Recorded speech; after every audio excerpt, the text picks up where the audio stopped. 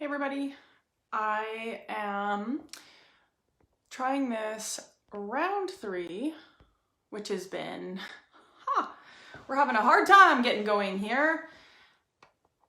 And we are trying our darndest to give you some information about why the heck we are talking about nutrition when this is a page dedicated to like your postpartum pelvic floor and body, right? But I want you to understand that there are so many pieces in the puzzle. And I'm sure that's why there's a lot of overwhelm. Like people are like, oh my gosh, the dietitian's telling me this, the therapist is telling me this, the chiropractor's telling me this, but we're all just bringing in different pieces to the puzzle of the bigger picture of like us as females after having babies.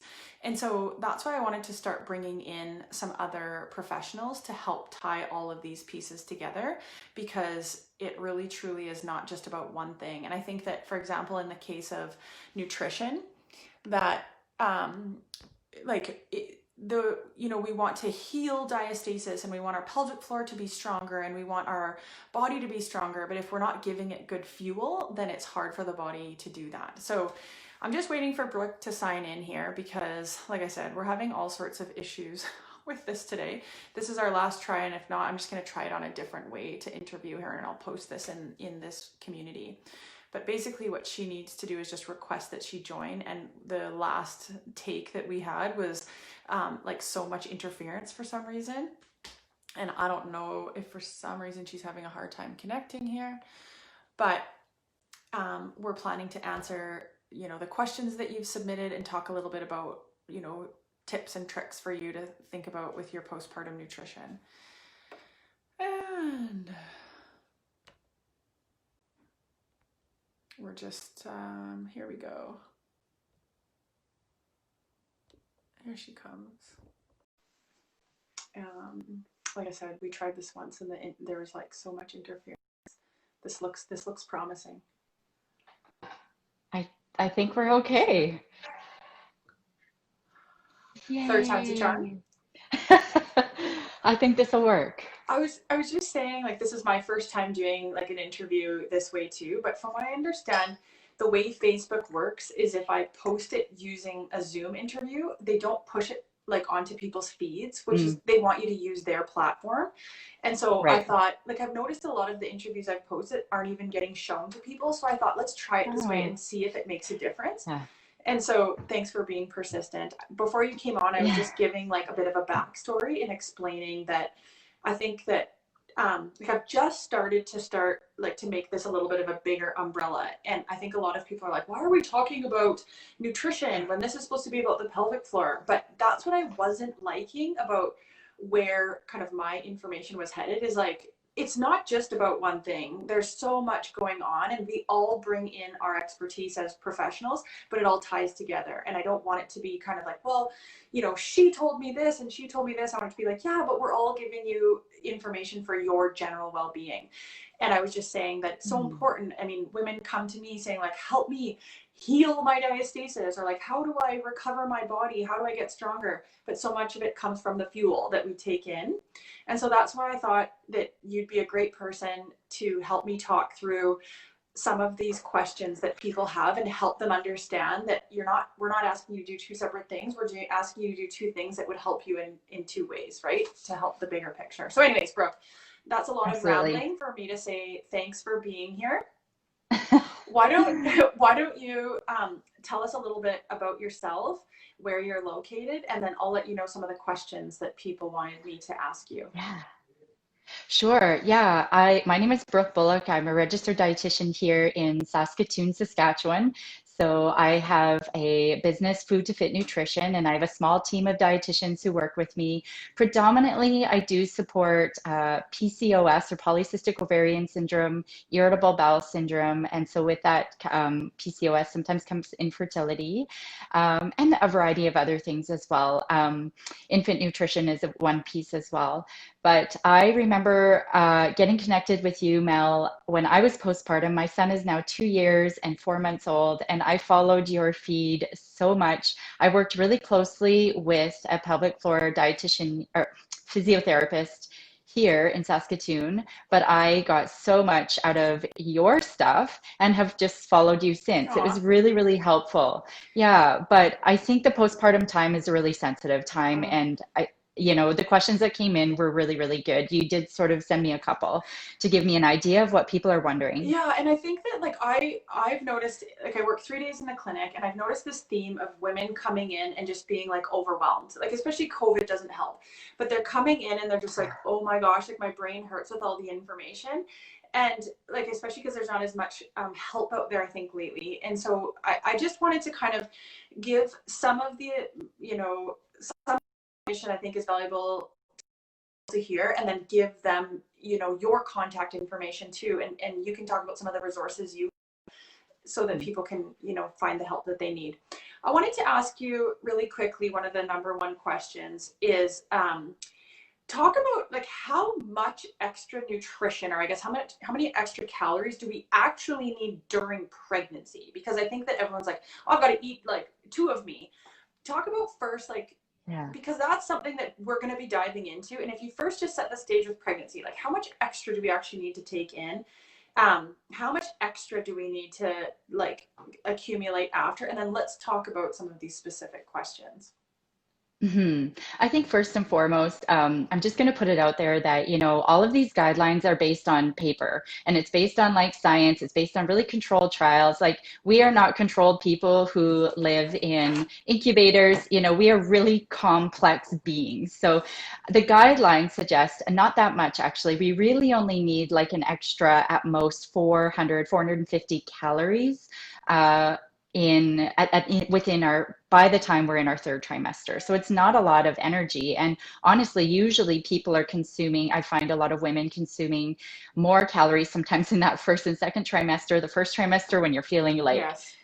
kind of hungover all the time and you Yes. just want carbohydrates. So intake can go up then, but it depends on how well you're feeling. Sometimes second trimester, if people are feeling better, again, intake is higher. Third trimester, although our needs are higher, sometimes our energy levels are low and we're feeling just full and waterlogged and everything else. So it varies. Those are just general guidelines. But no, we don't need to eat. Two of us, it's really only a couple of extra snacks a day. Totally. And then because like as everyone knows, we're going to talk a little bit about like why won't my baby weight come off? That's what everyone wants to know. So we will get there. Yeah. But can you first just talk about like what happens, like what what do we need to take in after, like because lots of people are wanting to nurse, right? And so the question is always like, what do I need to keep my milk supply up? Can you talk a little bit about the considerations postpartum for milk supply and what we need for healing?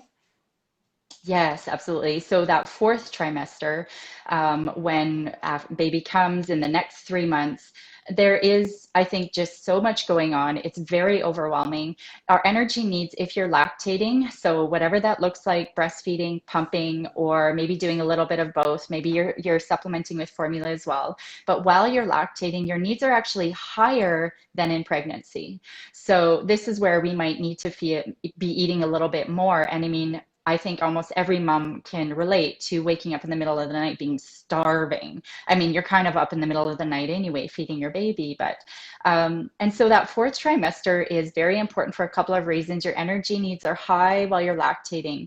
You're tired. Your mental health can be a bit shaky, even if you're in a good mental health state. I mean, you're tired, you're exhausted, your body is recovering. Nutrition needs during lactation actually go up compared to pregnancy. Some nutrients do go up.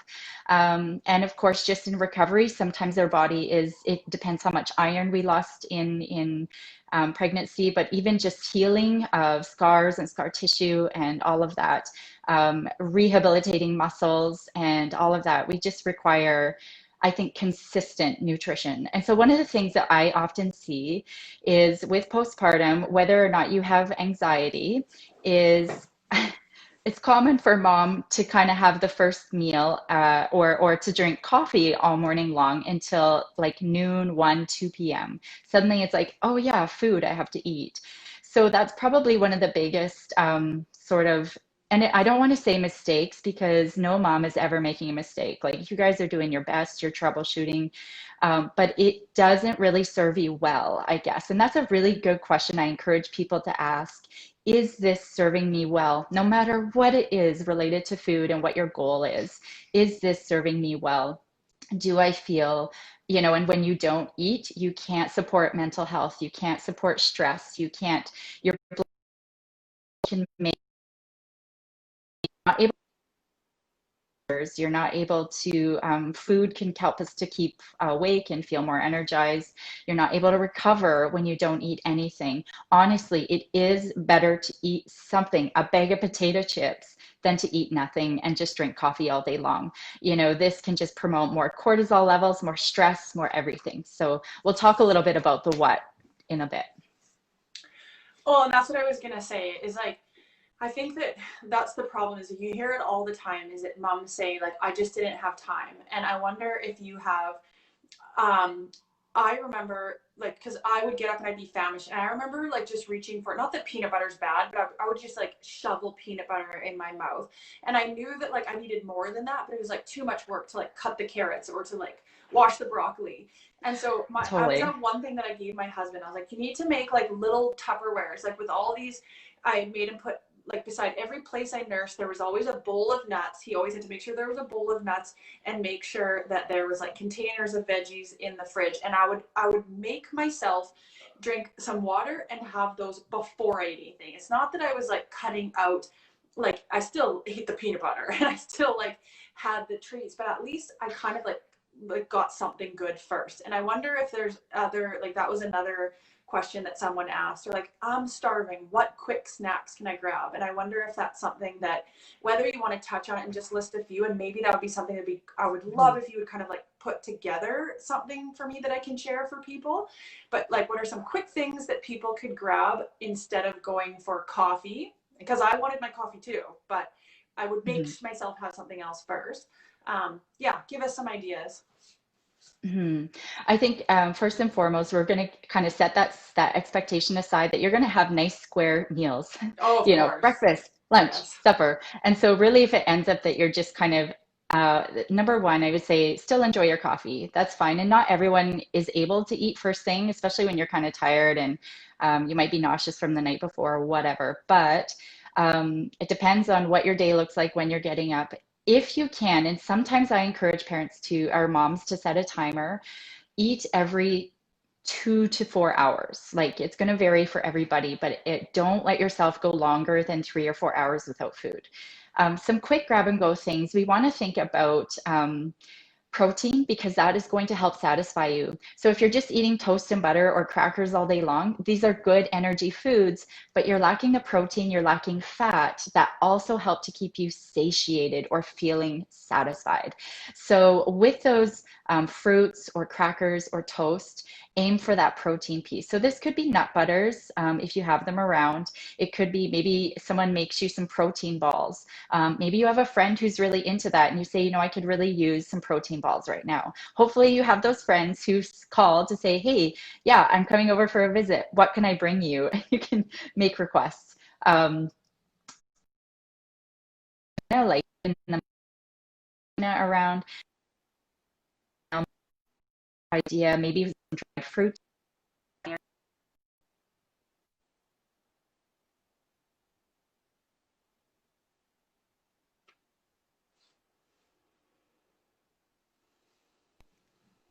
Shoot, we're lost. Are we good? Are we back on, Melissa? That's okay. Still a leg? You're there. You're good now. Okay, so yeah, trail mix with some dried fruit to get a little iron in there, a little energy. Having things like hard-boiled eggs around, even cheese sticks or Babybel cheese. For the more plant-based moms, having little packets of pretzels and hummus. So again, that hummus, the chickpea offers that protein. You can get pre-packaged falafel balls or little quinoa bites. I know the Eve's brand just does have these things. You can sort of, it's not terrible to rely on some convenience food. So, look for some of those convenience foods that do have some protein power.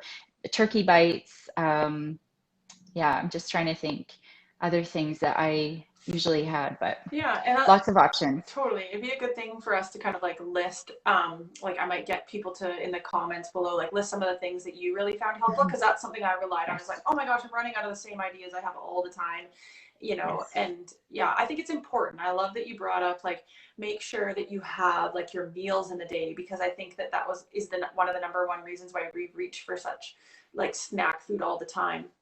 Um, for myself, yes, I found I was just always like garbage snacking, and then I just always felt like you said like almost like a crash after, and so it was helpful for me Right. to like just at least have like some of the healthy stuff before I reached for the garbage, right? Mhm. But go ahead. Yeah, I was just going to say, just to clarify, I said don't necessarily aim for meals. Don't. Because that's a lot of pressure, right? To put a Uh, square meal, like a perfect breakfast oh, with I like an see. omelet and toast and like, so what I'm saying is every 2 to 4 hours, if that's all you can manage that day, is some balanced snacks. And so by balanced, what we're looking for is something with protein, something with a little bit of carbohydrate. And the fats are probably going to end up in there anyway, but the carbohydrates, so from crackers, toast, your quick, fruits, things like that, still whole food, um, give you a bit of energy and good mental support, right? Good for your blood sugars. But then the protein is going to help satisfy you. And so, as I was saying, when you're only consuming the carbohydrates, you don't have that satiation. And so it's okay if you're not getting perfect square meals. Don't sweat it. You can let that go. But absolutely fill your house with a variety of quick and easy things to grab. Frozen fruit that you can make smoothies with, frozen avocado that you can throw in for some extra fat. Have a variety of nuts and seeds, even small seeds like hemp hearts or ground flax that can be thrown into a smoothie.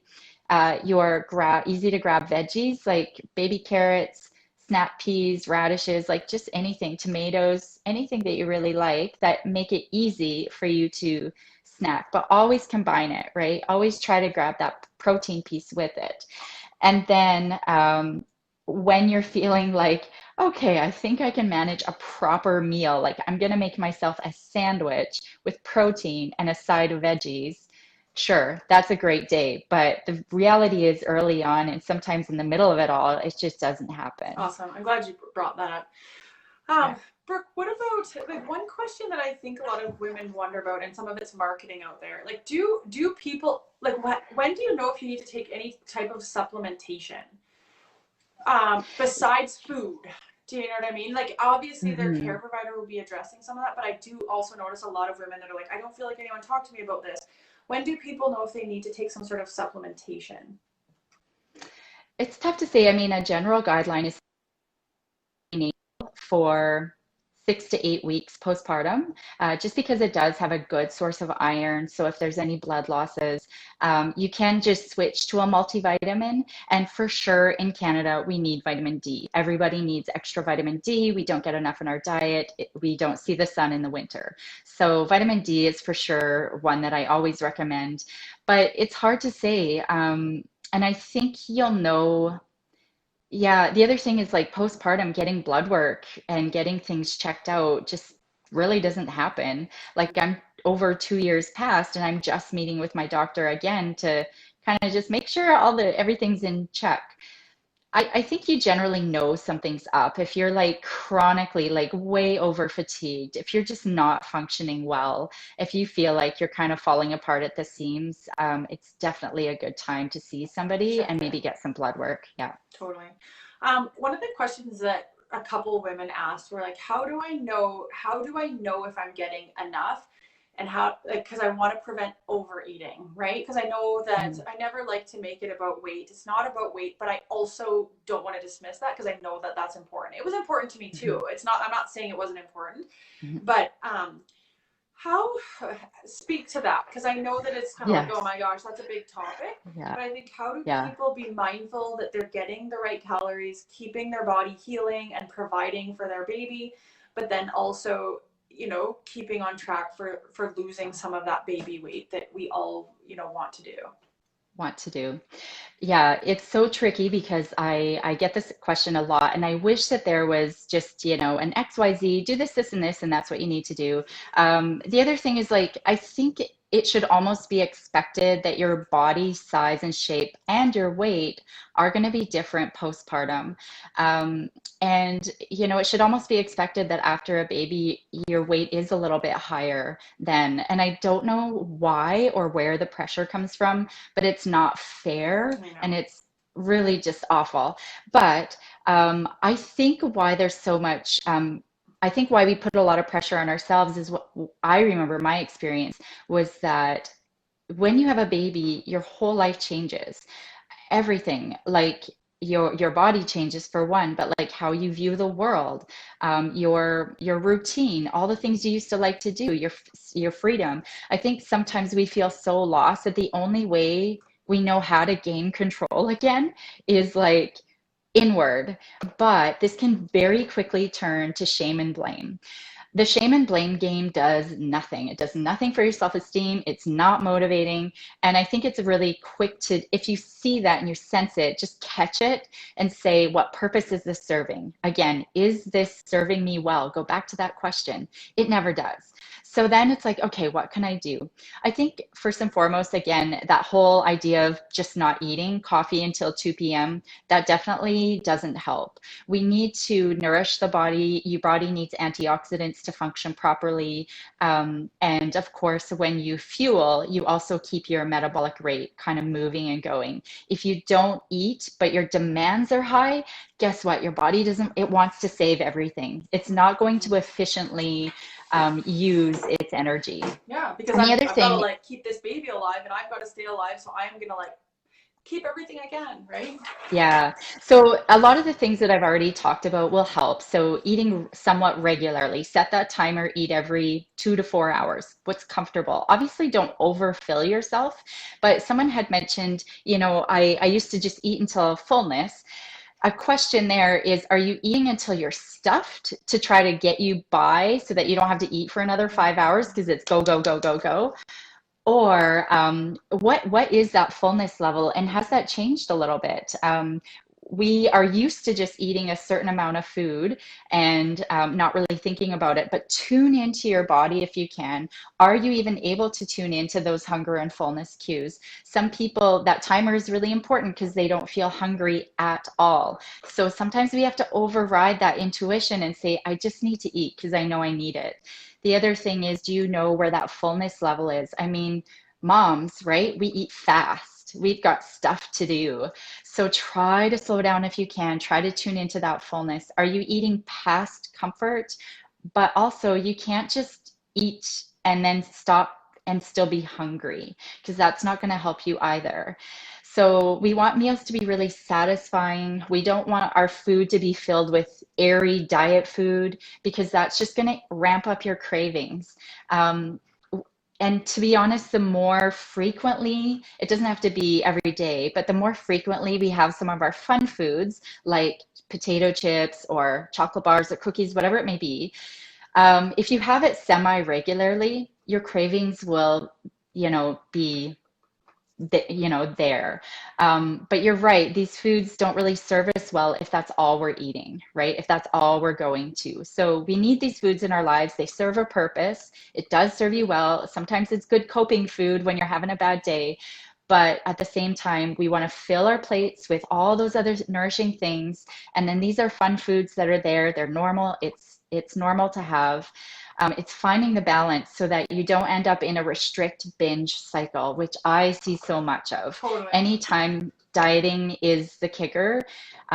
For the intent of weight loss, it really can very quickly just fall apart. So if you feel like you need that extra support, find a dietitian who's knowledgeable in disordered eating. Totally. And I think that that's something important to bring up, because there's also a lot of talk lately about like you shouldn't eat past like I'm talking outside of pregnancy right now, but you shouldn't eat past 6 p.m. and you should try to fast for what it is at 12 hours. I would guess that that's kind of out the window for pregnancy and postpartum. Like women in and around this time, just eat when you're hungry, and not that you have to set an alarm to eat every 2 hours like you mentioned, but that if you are up in the middle of the night with your baby, which you will if you are hungry, you can eat. Like you're not Yes. right. You should eat.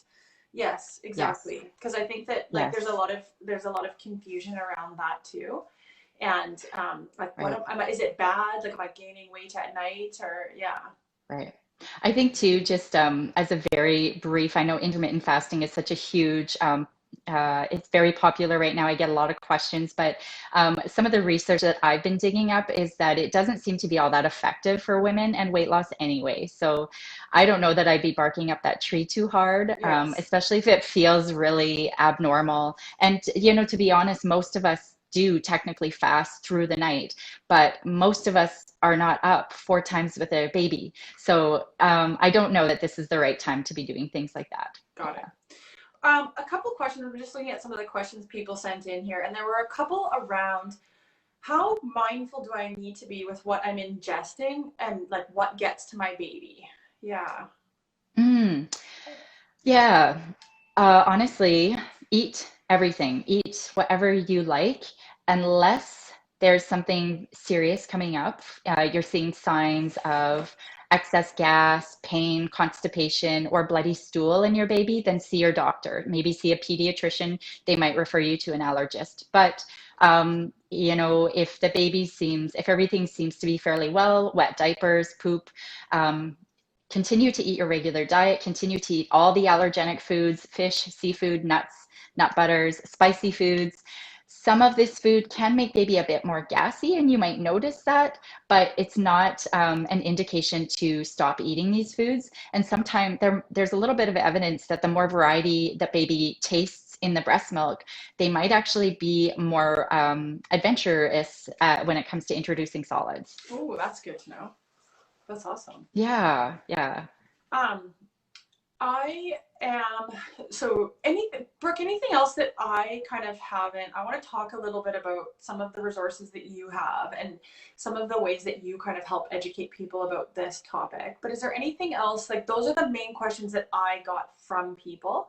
And I know that it's kind of hard to talk specifically about all of this. I just wanted to touch on what kinds of things that dietitians can help with as far as perinatal care goes.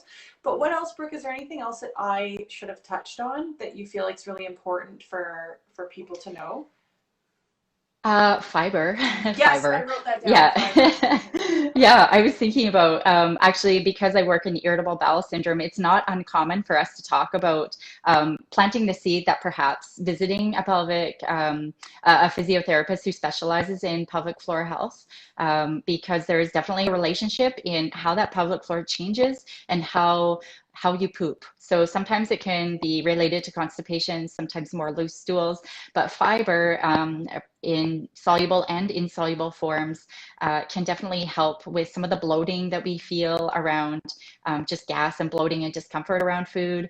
It definitely helps to keep those stools soft, especially early on. And you might want to take a supplement like a psyllium fiber. In Canada, I would probably veer away from inulin, just right off the get-go until you know whether or not you tolerate it. It tends to be a little less tolerated, especially if you have bowel issues, but a psyllium fiber might be a good place to start. But we want to keep those stools soft. And again, when you don't eat, you don't get fiber.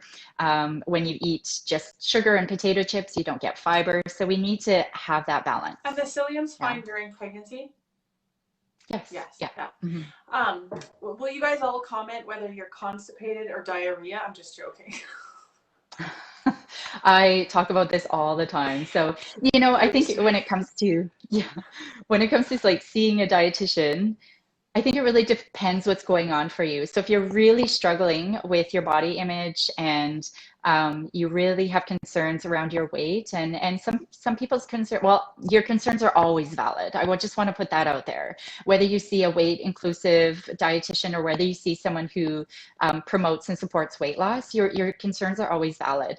But I think you want to try and find the right dietitian who's going to be a good fit for your needs, whether it's, irritable bowel syndrome or body image and weight concerns or whatever might be going on. People who have other chronic diseases.